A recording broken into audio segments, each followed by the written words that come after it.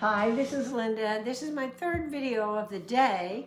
This one is the Beginning American English Lesson 4, which I am inviting my students who are beginners as well as students who are more advanced to watch this without my having to do two separate videos because it's short and it has simple sentences in it, so everyone probably can understand it.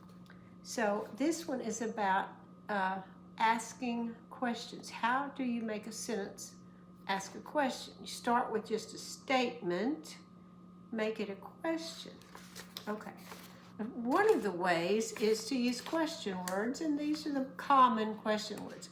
What, who, where, when, why, how. And then a continuation or addition to how is how much, how many. Those are our common question words. And usually if we're making a question with them, we start with that. What is this? Who is that? Where is the key? When is your birthday? Why will you go? How will you get there? How much is the cost? How many are going?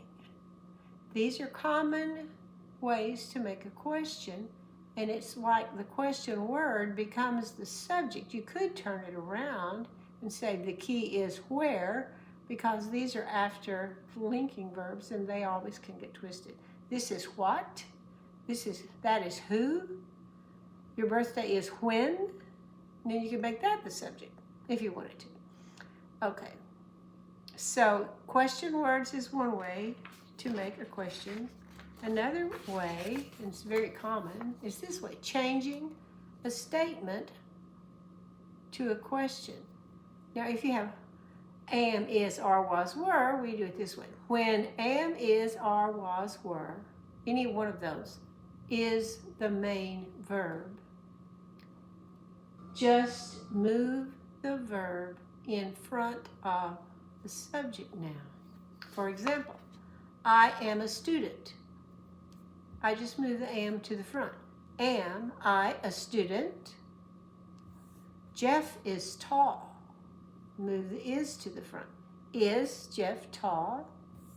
We are smart. Move are. Are we smart? She was the winner.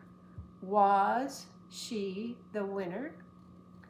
They were friends. Were they friends?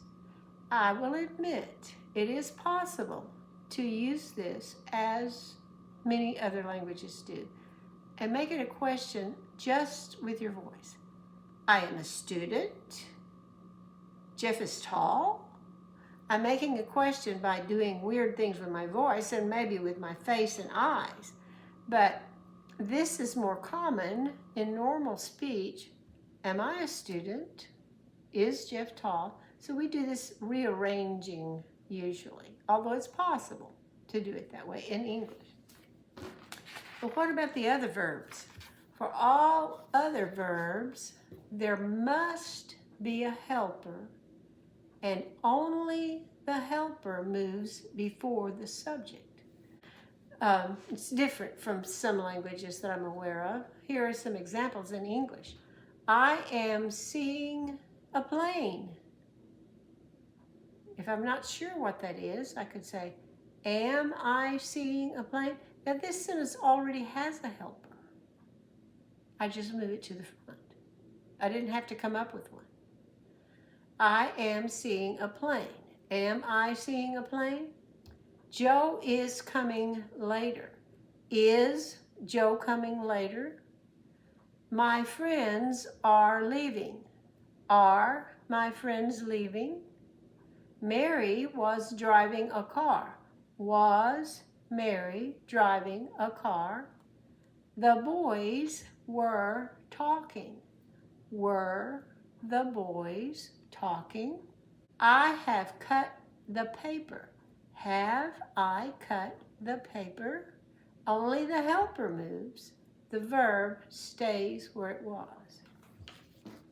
Now, what about an action verb that has no helper? Then we just have to add one. If the statement is, I ask a lot of questions, that's the statement. But I don't have a helper to move.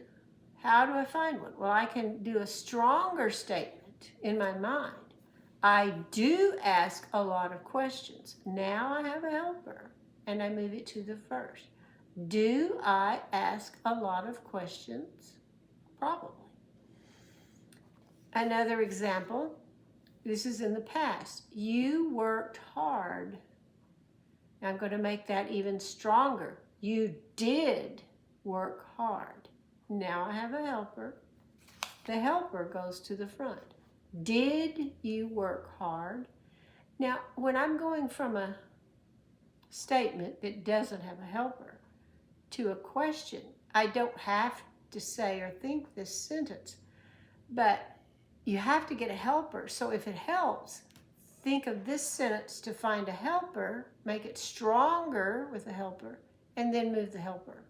But this is just in there to help you go from here to here because you need a helper. Okay, this one I put to the side because I was running out of room.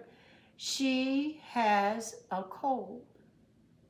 She does have a cold. Much stronger. Does she have a cold? Does she have a cold? One more thing I want you to be aware of. Notice this. Even do and does need a helper to make a question.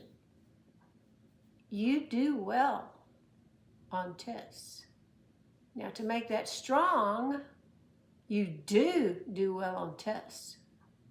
You have to be careful. This is a little aside that may sound funny, but some people laugh if you just say do because that happens to be another word for poop.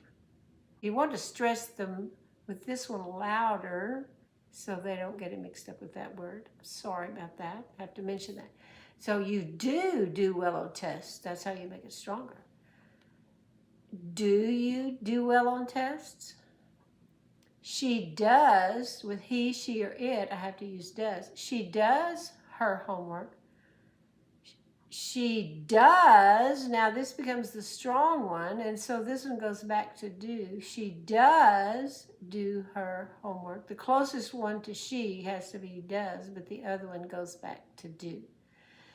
So let me say that again. She does do her homework. Does she do her homework? Okay, now I want to talk about another idiom. He just can't cut the mustard. Cutting the mustard means you're reaching the required ability level. If you're below that, you can't cut the mustard, then you may lose your job. To cut the mustard means be successful on the required level of achievement. If you're required to do certain things and you just can't do it, then you can't cut the mustard. So you're going to probably get a different job or lose your job if you can't cut the mustard. But I'm sure you can cut the mustard while you're learning English. So thank you for watching. Bye-bye.